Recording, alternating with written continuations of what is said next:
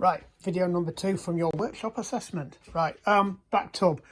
It looks like it's come unglued at some point and it's been re-glued back on again. It definitely looks like there's been some glue added to the tub tape.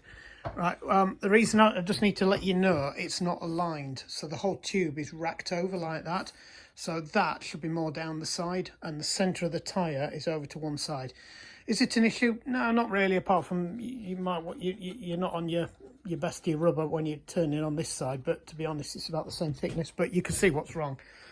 Right, that where my nail is, that should be hard up against the rim, and you can't see any tan on this side at all, so it is twisted over by about 2 or 3 mil. If you look at it on the front, it's there and it's there, and it's even on both sides. So just bringing you aware to it. I'll be honest, I've ridden worse myself, but that's me. It's not you, so I'm just letting you know.